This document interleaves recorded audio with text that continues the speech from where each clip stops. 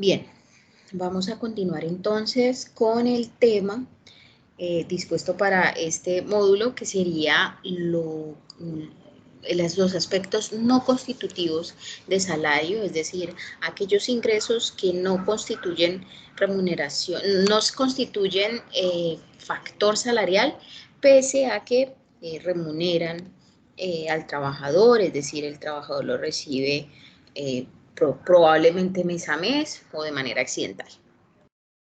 Entonces, para el efecto, voy a presentar, voy a hacer la presentación a partir de este instante. Bien, para revisar este aspecto se hace necesario que revisen el artículo 128 del Código Sustantivo del Trabajo, que nos señala o nos indica qué sumas no constituyen salario. Es decir, aquellas que no van a afectar la remuneración de las prestaciones sociales, ni se van a incluir para efectos de indemnizaciones, ni para seguridad social, de manera que en caso de tener alguna licencia, una incapacidad, pues no se recibirán. Entonces, vamos al artículo 128, y es un artículo un poquito grueso, es un poquito grande, amplio, porque tiene muchos aspectos. Entonces, arranquemos por la primera parte que dice: no constituye salario las sumas que ocasionalmente y por mera liberalidad recibe el trabajador del empleador. Entonces, no será salario, 1, los dineros que de manera ocasional reciba el trabajador. Ocasional significa que no los recibe mes a mes, sino que los recibe un mes sí, al siguiente mes no, al siguiente mes tampoco, luego vuelve y los recibe. Bien. 2, que sean reconocidos por mera liberalidad del empleador. ¿Qué significa mera liberalidad? Bueno, dicho en otras palabras, lo que el empleador a bien tiene, lo que quiso dar el empleador. Digamos, pongamos como por ejemplo, vamos a dar una bonificación en el mes de su cumpleaños, ¿sí? Entonces, ese mes yo le quise dar una bonificación, 50, 100 mil pesos, bueno, lo que sea. No constituye salario. Allí dice el artículo, pues, no constituye salario las sumas que ocasionalmente y por mera liberalidad recibe el trabajador del empleador, como primas, bonificaciones o gratificaciones ocasionales. Estos son ejemplos que pone el mismo artículo: participación de utilidades, excedentes de la empresa de economía solidaria. Eso no constituirá salario. Y más adelante dice: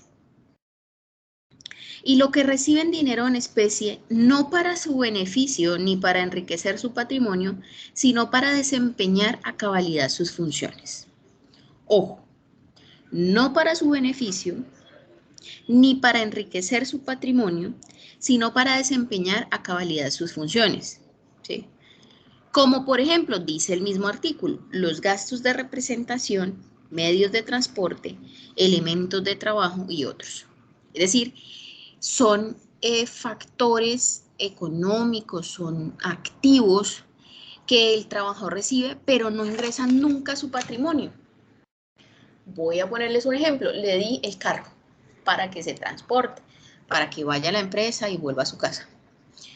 Claro, el carro tiene un avalúo, no sé, 20, 30, 40, 100 millones. Eso jamás será salario ni factor salarial, ni siquiera lo que se ahorre en transporte, porque no ha ingresado al patrimonio del trabajador. Vamos, por ejemplo, con los gastos de representación. Los gastos de representación, ¿qué son? Son dineros que se le entregan al trabajador para que precisamente frente a terceros pueda representar en debida forma al empleador. Por ejemplo, voy a un desayuno de trabajo y tengo que pagar el desayuno de trabajo para poder firmar un convenio de la empresa A con la empresa B. Yo represento a la empresa A, yo no puedo llegar allá limpio y con las manos vacías. Yo necesito el dinero para pagar el desayuno. No tengo por qué sacarlo de mi bolsillo, de mi patrimonio, porque esa es una tarea. Yo estoy haciendo ese desayuno y tengo que firmar ese convenio dentro de las labores y dentro de los ejercicios directivos que tengo. De manera que es la empresa quien me tiene que suministrar a mí ese dinero para que yo lo pueda gastar. Esos son gastos de representación, ¿sí?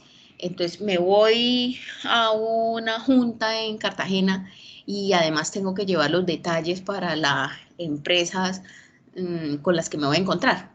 Entonces voy a llevar, no sé, una ancheta de bizcochos. Esos son gastos de representación. Yo tengo que gastarlos precisamente para poder representar en debida forma al empleador. Entonces, la empresa tiene que darme ese dinero. No serán salario nunca porque si bien ingresan a mi cuenta, porque seguramente me transfieren el dinero, no es para que yo me enriquezca, ni es para aumentar mi capital. Es simplemente para que yo destine esos recursos en otras situaciones. Entonces, los gastos de representación tampoco se consideran salario. Dice el mismo artículo, tampoco son salarios las prestaciones sociales de que tratan los capítulos, los títulos 8 y 9, ni los beneficios o auxilios habituales u ocasionales acordados convencional o contractualmente, u otorgados en forma extralegal por el empleador. Ojo, las sumas otorgadas en virtud de un contrato convención o las sumas reconocidas extralegalmente, ojo, cuando las partes han acordado que no constituyen salario, es decir, se hicieron unas cláusulas no salariales. Yo acordé dentro del ejercicio de mi libre voluntad, y recuerden que el contrato de trabajo es un acuerdo de voluntades. Entonces, nosotros, empleador y trabajador, acordamos que yo les voy a dar este dinero mes a mes, es decir, ya no es ocasional, ni es por mera liberalidad. Acordamos que yo mes a mes le voy a dar un auxilio de alimentación, un auxilio de gasolina, un auxilio de rodamiento, un auxilio de vestuario, lo vas a recibir mes a mes, pero, ojo, este valor no constituye salario porque expresamente las partes estuvieron de acuerdo en que no fuera salarial. Ojo, esto sí que es importante, porque si ustedes hacen un análisis entre líneas, prácticamente puede entrar todo. ¿Por qué? Porque las partes lo acuerdan. No nos digamos mentiras. Yo ya les he mencionado en algunas clases que el contrato de trabajo no es que realmente sea un acuerdo de voluntades, porque básicamente usted casi que se adhiere al contrato, casi que es un contrato de adhesión. Yo voy, consigo el empleo y rara vez negocio las cláusulas o las condiciones contractuales.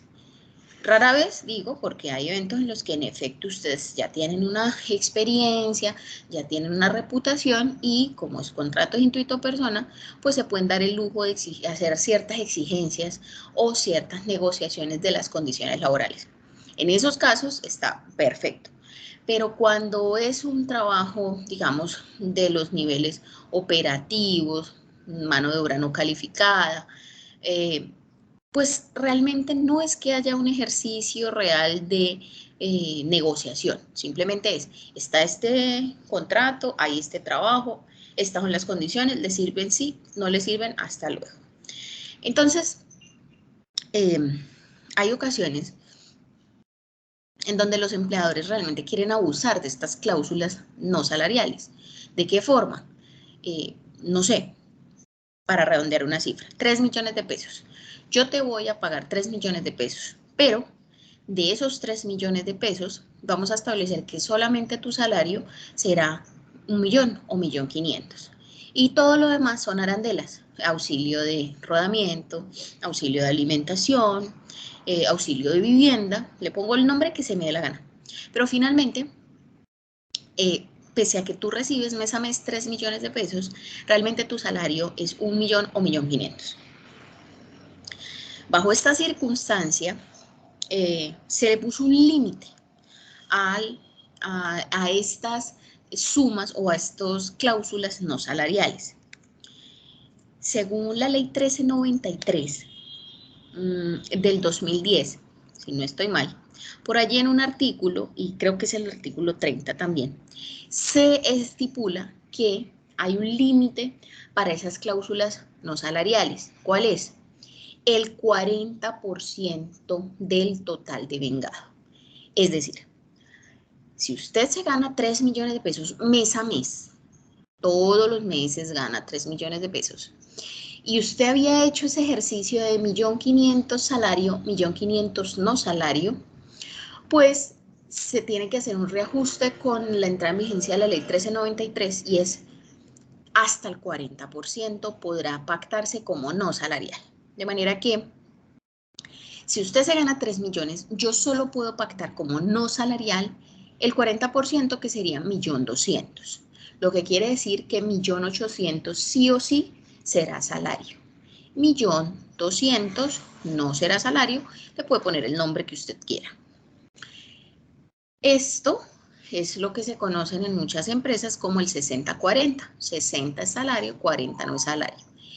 Digamos que la norma, la 1393, solamente dice que para efectos del pago de la seguridad social. Significa que para otros efectos, como por ejemplo, liquidación de prestaciones sociales, indemnizaciones, bueno, todo lo que depende del salario, solo se podrán hacer los pactos que usted quiera, o se podrían hacer los pactos que usted quiera. Pero la jurisprudencia, en una evolución del derecho, ustedes saben, ha dicho que este límite que se ha entendido en la ley 1393 o que se ha puesto en la ley 1393 se tiene que entender para todos los efectos, no solo para la seguridad social, sino también para todos los demás aspectos laborales. Porque no tiene sentido que para unas cosas yo tenga mejor salario que para otras. O tengo mejor salario, es decir, tengo el 60% de mi ingreso como salario para todo, o para nada, ¿sí? Entonces, hoy por hoy el límite es el 60-40, 40% no salarial, 60% salarial.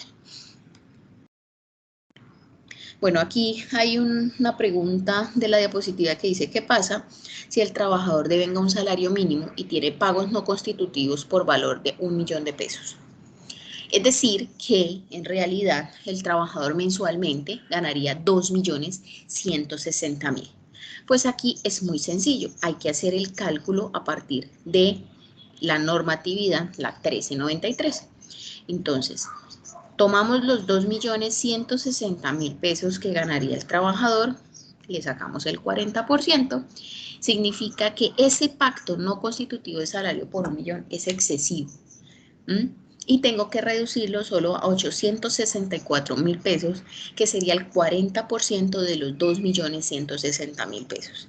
Y lo demás, es decir, lo que sería el salario, el 60%, serían 1.296.000 pesos, eso es salario y lo demás no.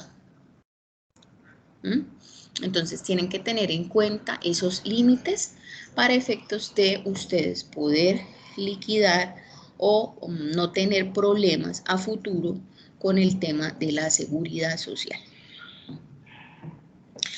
Y bueno, no solo de la seguridad social, sino de la liquidación de prestaciones sociales, porque puede pasar que usted esté pagando bien la seguridad social, pero al liquidar las prestaciones sociales solamente tenga en cuenta lo que usted, lo que usted acordó con el trabajador. Resulta que después vienen y lo demandan porque usted liquidó por un salario inferior a lo que debía haber liquidado.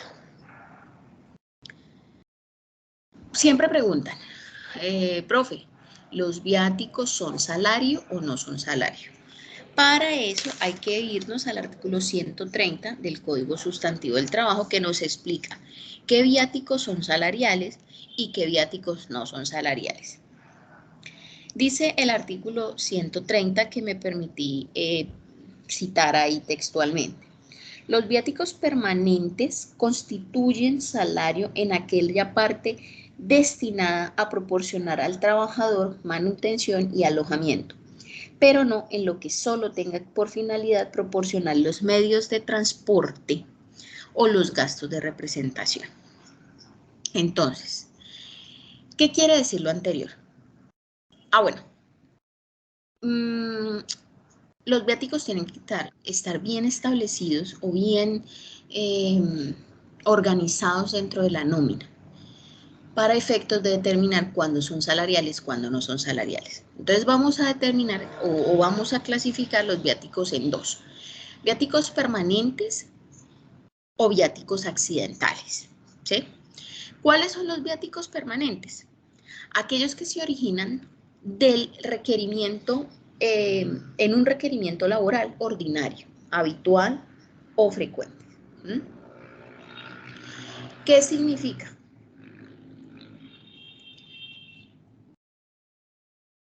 Al originarse en un requerimiento laboral, significa que es propio del contrato de trabajo, que es propio de las actividades que realiza el trabajador. Entonces, dentro de los permanentes están los habituales y los frecuentes. Un viático habitual quiere que ver necesariamente con la actividad que va a cumplir el trabajador por fuera de su sede, que está estrechamente relacionada con la labor para la cual fue contratado el trabajador. Y frecuente tiene que ver ya con la periodicidad, con la cantidad de desplazamientos, que debe ser de manera permanente, regular. Entonces, lo habitual es que hace parte de las actividades propias del trabajador y lo frecuente tiene que ver con la periodicidad. Todo ello serán viáticos permanentes. Luego usted identificar si es un viático, y si no lo es, si no es habitual ni frecuente, pues serán los viáticos accidentales. Entonces, después de que los viáticos accidentales, según la misma norma, y aquí está en la parte, en un punto número 3, vamos a buscar aquí el puntero, aquí, ¿sí? Aquí, en el número 3, los viáticos accidentales no son salario en ningún caso, ¿ok? No son salario en ningún caso. Entonces, definitivamente hay que determinar si son viáticos permanentes o si son accidentales. Si son accidentales no vamos a hacer ningún análisis porque sencillamente no son salario. Pero si son frecuentes, si son permanentes, entonces vamos a determinar en qué parte remunerarán lo que corresponde a alojamiento y manutención y cuál parte no es eso, sino, digamos, los medios de transporte y los gastos de representación. Eso, ya después de identificar si son viáticos permanentes, identificamos qué es alojamiento, qué es manutención. Eso sí serán salario. Y lo demás dejará de ser salario, o no es salario, nunca será salario.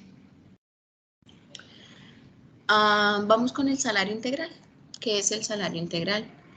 Es un acuerdo entre el trabajador y el empleador para reconocer en un pago todo lo correspondiente a las prestaciones sociales, horas extras, ¿sí? Todo ello.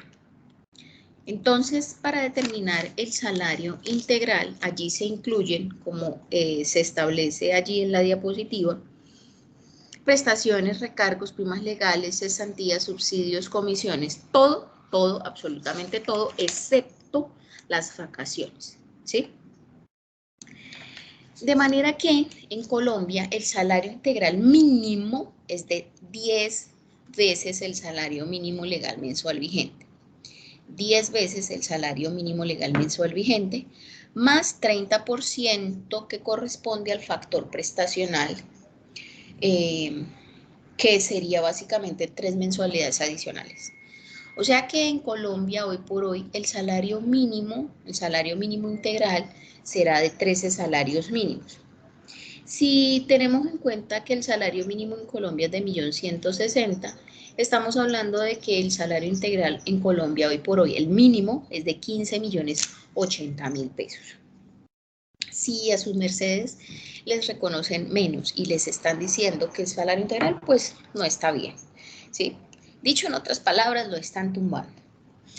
El salario integral necesariamente debe constar por escrito. Necesariamente debe constar por escrito. Y lo que se paga, de aporte a la seguridad social, y bueno, se denomina CRE o para fiscales, se reconocerá sobre el factor salarial, es decir, de 13 salarios que correspondería el salario mínimo integral, se le reconocerá sobre el 70% de 13. El 70% de 13 es 9.1 salarios, o sea, sobre 9.1 se reconocerá el tema de salario para efectos de pagar seguridad social. Dicho esto, recuerden, antes de continuar con prestaciones sociales, recuerden que el salario integral no reconoce vacaciones. Es decir, alguien que gane salario integral, cuando se le liquide el contrato, tendrá derecho al reconocimiento de sus vacaciones, pago de esas vacaciones. Y alguien que gane salario integral tendrá derecho a salir a vacaciones sin ningún problema, porque dentro de su salario integral no se le están reconociendo las vacaciones. Ahora sí, vamos con las prestaciones.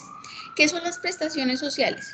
El título 7 y 8 del Código Sustantivo del Trabajo nos explica cuáles son las prestaciones sociales a las que tienen derecho los trabajadores.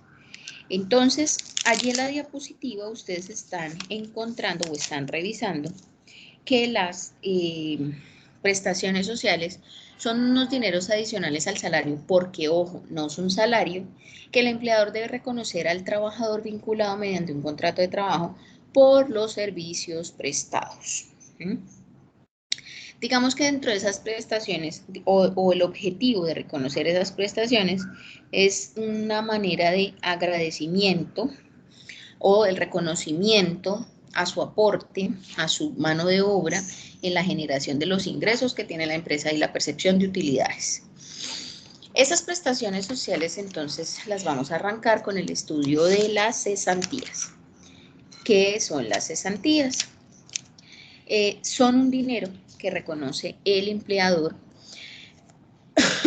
para el trabajador con el objetivo de sufragar gastos o de mantener un ingreso al trabajador cuando éste quede cesante. Por eso su nombre, cesantías.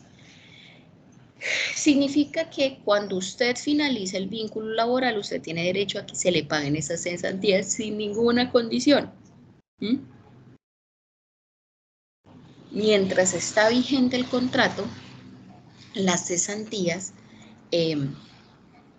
no se le pueden entregar directamente al trabajador porque hay una obligación estipulada en la Ley 50.990, artículo 99, que dice que las cesantías deben ser consignadas por parte del empleador antes del 15 de febrero del siguiente año dentro de una cuenta individual que tiene cada trabajador en un fondo que el trabajador escoja. Si no se consignan esas cesantías, el empleador debe pagar un día de salario por cada día de retraso en la consignación o pago de las cesantías.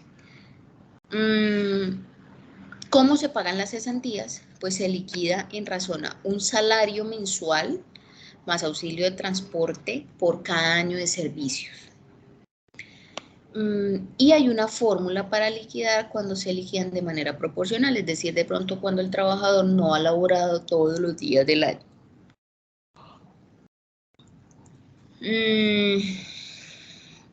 Todas las cesantías se tienen que liquidar a 31 de diciembre. Lo que ocurre es que el dinero se pone a disposición del fondo en el año siguiente y hay plazo de consignarlos hasta el 15 de febrero. ¿Cómo se debe liquidar? Con el salario mensual que devenga el trabajador, y si ha variado en los últimos 3 meses anteriores a la liquidación, al periodo de liquidación de cesantías, pues se tiene que hacer una liquidación del promedio. Entonces, mire, ustedes están viendo en este momento la fórmula para liquidar cesantías. ¿Cuál es?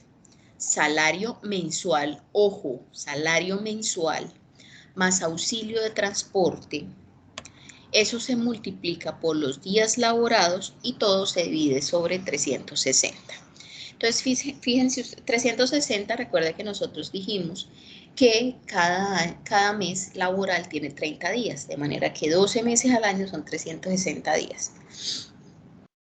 Si analizamos el concepto que yo les dije ahora de cómo se paga y es un salario más auxilio de transporte por año laborado, pues significa que si una persona trabajó todo el año, pues vea, ahí con la fórmula se cancela el 360 y 360 y queda el salario más el auxilio de transporte. Pero si la persona no alcanza a completar todo el año, porque ha trabajado de manera, tiene por ejemplo un contrato a término fijo inferior a un año, pues entonces acá se liquidarán los días que realmente trabajó y sobre 360 se dividirá para dar el valor de las cesantías. Aquí tengo un ejemplo. Aquí hay dos trabajadores. Uno tiene un salario variable, ¿por qué? Porque fíjense que en los últimos 3 meses devengó 1.200.000, 1.800.000, 1.700.000, significa que varió durante todo el año. Este salario será considerado salario variable, de manera que será necesario hallar el promedio, sumar todo, lo dividimos en el número de meses. En este caso, este trabajador tiene un salario promedio de 1.516.667. En este caso, en el caso número 2, el trabajador en los últimos 3 meses devengó 1.750.000, de manera que no le varió durante los últimos 3, lo que significa que este trabajador se le liquidará sobre 1.750.000. Vamos a aplicar la fórmula acá, con este trabajador. Este trabajador devenga 1.516.667, se le suma el auxilio de transporte, pues digamos que hicimos el ejercicio completo, trabajó todo el año, significa que devengará de cesantías 1.657.273. Si vamos a este caso, pues sería exactamente lo mismo. Sería el salario, que es 1.750.000 más 140.606, y eso me dará como resultado, pues, el valor de las cesantías. Intereses de cesantías. Digamos que como las cesantías no se le pueden entregar directamente. Bueno, antes de esto. Hay dos situaciones por las cuales las cesantías sí se le pueden entregar al trabajador antes de que finalice el vínculo laboral. ¿Cuáles son esas dos situaciones? Una, para educación, y dos, para vivienda, compra de vivienda o mejoramiento de vivienda. Entonces, ¿cuál es el procedimiento? Si ustedes siguen trabajando, el dinero pues tampoco lo tiene el empleador, el dinero lo tiene el fondo de pensión, el fondo de cesantías.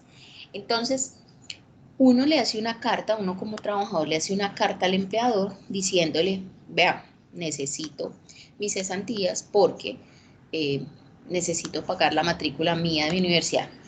Uno puede pagar con las cesantías, las matrículas, la educación de uno mismo, como trabajador, sus cónyuges o compañeros permanentes y sus hijos. Entonces, cualquiera de esos tres. Entonces, no, vea, tengo que pagar la matrícula de mi hija. Entonces, pido las cesantías, haciéndole una carta al empleador diciéndole, requiero mis cesantías para efectos de pagar la matrícula estudiantil de mi hija. Anexo mi registro civil, el registro civil de nacimiento de mi hija, donde pues conste que yo soy la mamá, y la orden de matrícula o el recibo, bueno, lo que sea. El empleador le dará una carta de aceptación y usted con esa carta la lleva al fondo de cesantías, lleva también la orden de matrícula o el recibo y ellos directamente harán el pago o le dan un cheque para que consigne a órdenes del colegio, la universidad, bueno, lo que sea que está pagando como educación. El otro evento es el de compra o mejoramiento de vivienda. Entonces, igual, si usted va a comprar, pues asumo que lo mínimo que puede tener es una promesa de compra-venta, entonces usted aporta la promesa de compra-venta o aporta el folio de matrícula inmobiliaria a la casa que va a comprar. Ese dinero sale a nombre del propietario de la casa que usted va a comprar o del apartamento o del lote que usted va a comprar. El dinero no se lo entregan a usted. O lo otro es que usted quiera mejorar su vivienda, entonces va a construir un baño, va a enchapar la cocina, va a enchapar el baño, va a hacer una nueva habitación, entonces usted lo que debe aportar es un contrato, por ejemplo, de obra con un maestro o con un arquitecto, o la cotización de los materiales para comprar, que debe comprar para construir pues lo que va a construir dentro de su casa. Y la certificación, el folio de matrícula, donde se acredite que esa casa sí es suya o que su casa es casa familiar. Es decir, aquí vivo con mi esposa y la casa está a nombre de mi esposa. Bueno, no sé. Lo importante es que no quepa duda que en efecto sí va a construir. Yo conozco trabajadores que tienen 15 años, porque llevan 15 años trabajando en una empresa y todos los años piden plata para mejorar un baño, para construir un baño, para arreglarlo, para cambiarle el inodoro, bueno, para lo que sea. Digamos que uno como empleador tampoco se mete allí, es decir, finalmente es su dinero, pero la intención también es guardar un dinero para cuando usted quede cesante. Entonces tengan cuidado también con ese tema de las cesantías. Y cuando ya sea como muy evidente, es decir, todos los años pide el mismo dinero para la misma actividad, pues usted ya puede alertarse y puede como empleador decir, venga, yo necesito una real constancia de que usted lo necesita para eso. Pero realmente, y para serles muy honesta, esa revisión el empleador casi nunca la hace. Pues finalmente el problema es del trabajador. Pero si alguien quisiera molestar, pues perfectamente usted se puede meter en un problema por una falsedad en documento privado, ¿no? Porque usted está haciendo un contrato que realmente no va a ejecutar y simplemente lo hace con el objetivo de sacar beneficios del retiro de las cesantías. Entonces hay que tener un poco de cuidado con eso. Bien, entonces los intereses sobre cesantías, como las cesantías no se entregan, no se le entregan al trabajador, pues digamos que eso genera un rendimiento, ¿sí? Entonces, como dice la diapositiva, todo empleador debe pagar a sus empleados intereses sobre las cesantías que tenga acumuladas a 31 de diciembre.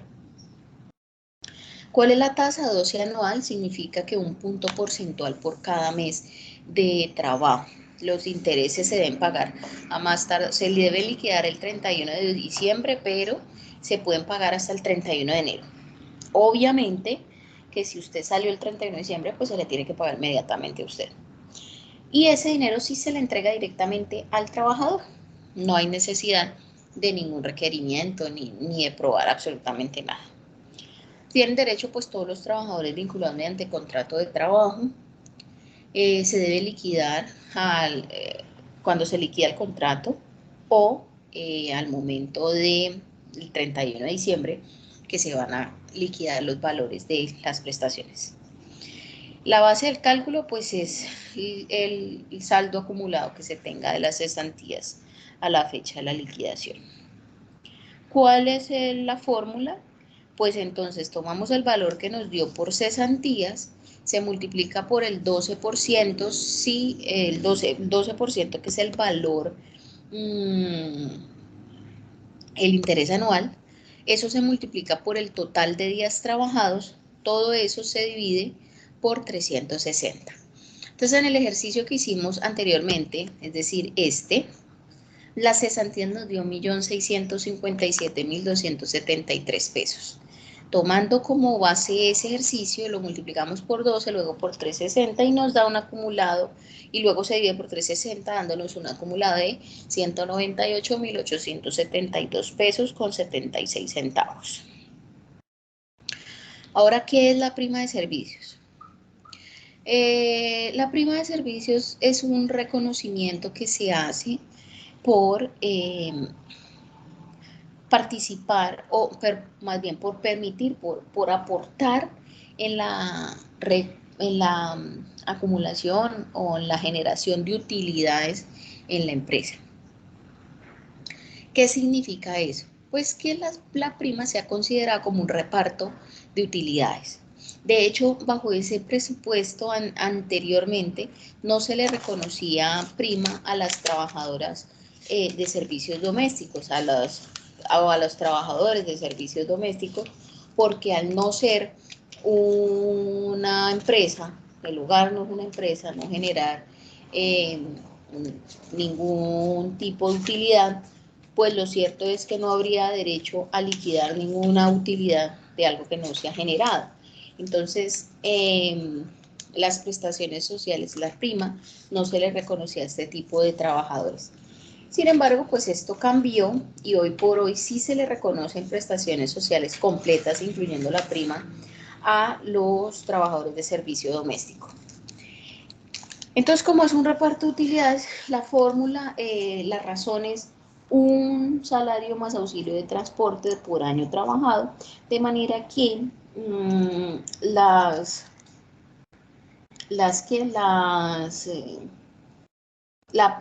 fórmula es exactamente igual a a la de las cesantías, ¿sí? Entonces, ustedes pueden verificar ahí en pantalla quiénes tienen derecho, cada cuánto se paga. Entonces, la prima, al ser un salario al año más auxilio de transporte, se tiene que dividir en dos pagos. Un primer pago que sería el último día del mes de junio, que sería la mitad de la prima, y la otra mitad que sería dentro de los 20 primeros días del mes de diciembre. Eso así se ha estipulado el pago de la prima de servicios. De todos modos, ustedes pueden revisar el artículo 307 del Código Sustantivo del Trabajo, que establece cómo, pues, todo lo referente a la prima de servicios. La ley que reconoce la prima de empleadas domésticas es la ley 1788 del 2016.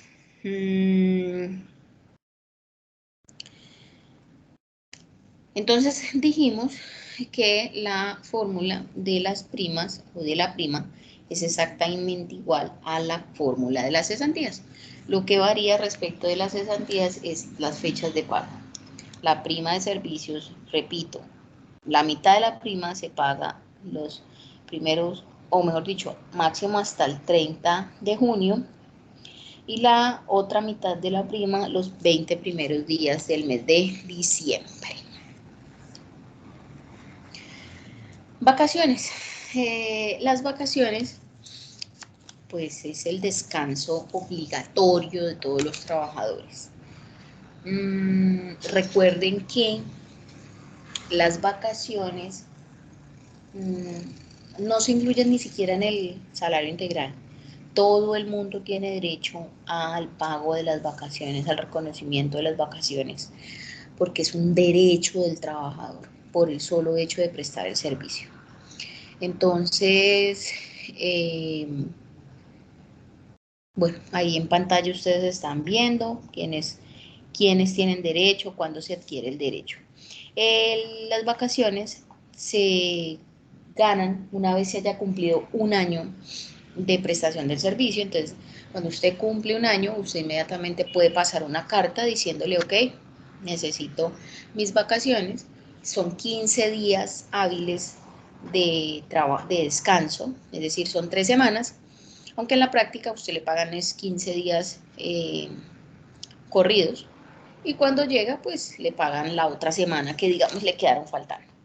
Cuando la empresa, mejor dicho, cuando el contrato de trabajo se termina, pues allí solamente le podrán liquidar los 15 días de corrido, ¿no? El salario para liquidar, pues es el que se encuentre devengando al momento de salir a vacaciones. Cuando el salario es variable, nuevamente se tomará el promedio del último año, y si el trabajador no lleva un año, pues se tomará el promedio de todo el tiempo que lleve. La fórmula. Bueno, para las vacaciones no se incluye el auxilio de transporte, porque digamos que usted en vacaciones no va a trabajar, entonces allí no se incluye. Entonces sería salario por días laborados dividido 720. Aquí traigo un ejemplo de un trabajador que tiene un salario variable, se hace el promedio y ese 1.364.000 me servirá de cálculo para liquidar. Este trabajador pues laboró todo el año, entonces se multiplica por 360, se divide por 720 y eso me da 682.208 pesos de liquidación de prestaciones sociales, perdón, de vacaciones. Entonces recuerden, para las vacaciones no se tienen en cuenta el auxilio de transporte. Para todas las demás, es decir, primas, intereses de cesantías y cesantías, sí se incluye el auxilio de transporte. A todas se hace necesario la liquidación del salario promedio en caso de que sea un salario variable. Si el salario no varía, pues no habrá necesidad de sacar el promedio, simplemente con el salario devengado.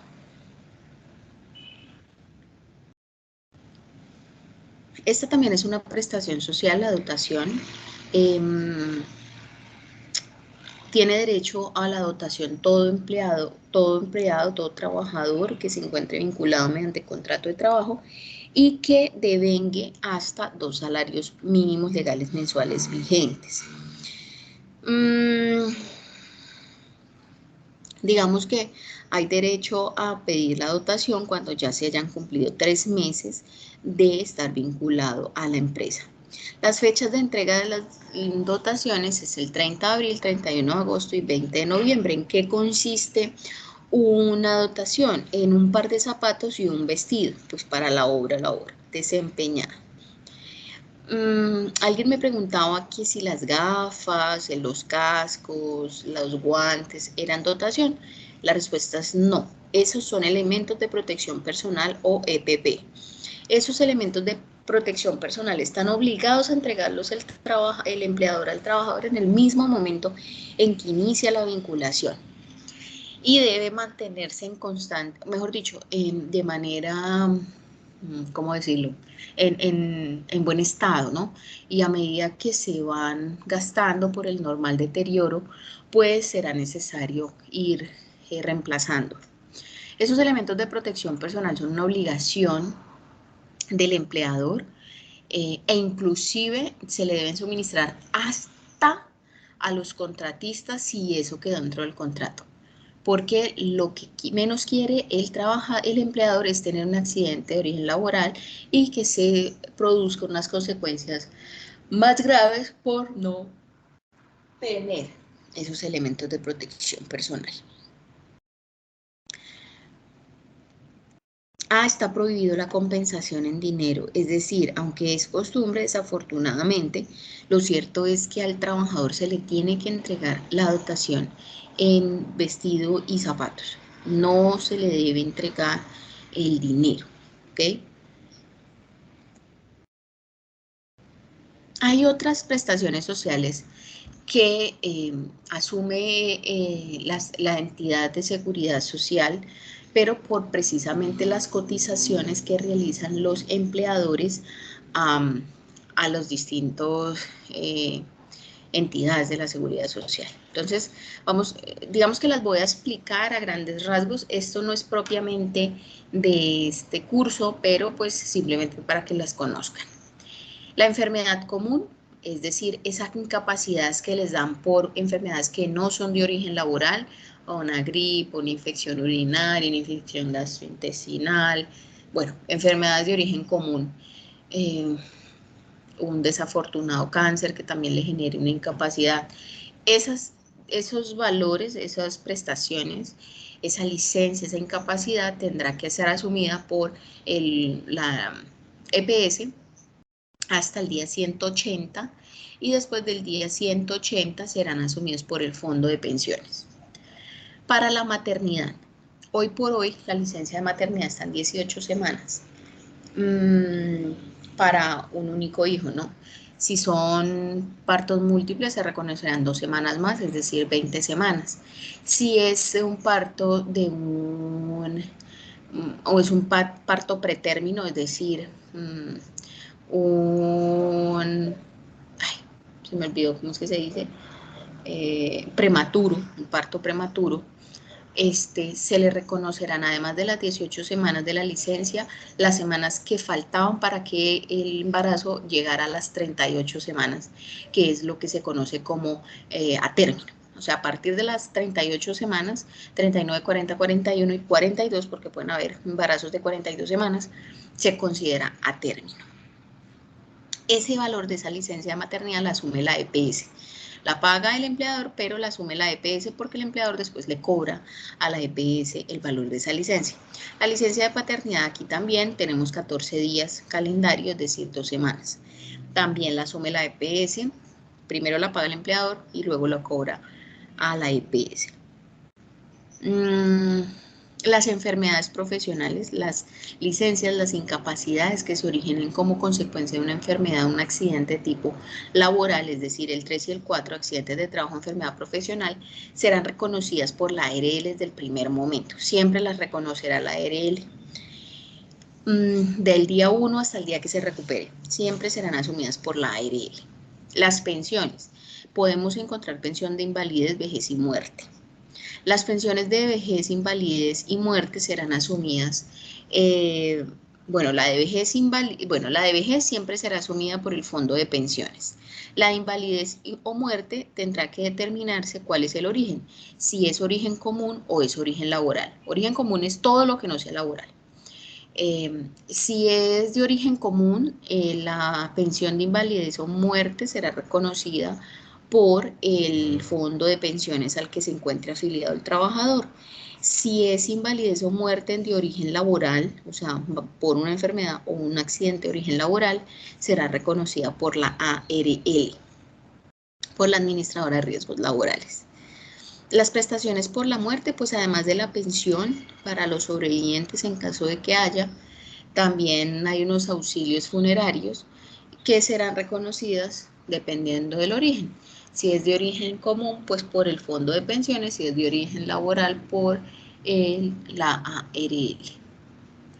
Asignaciones médicas a familiares, eso dependerá también de quiénes son los beneficiarios del sistema, que serán a cargo de la EPS.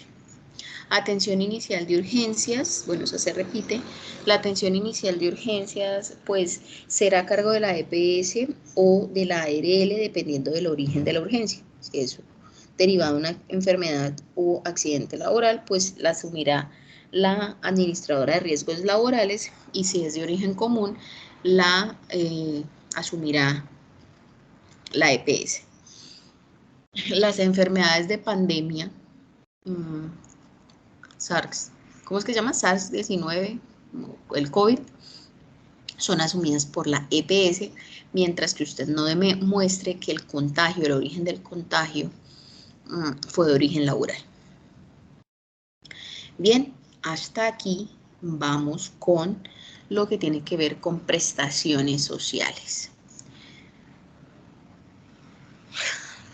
Muchas gracias, espero todo haya quedado claro y nos vemos en otro módulo. Que tengan buena jornada.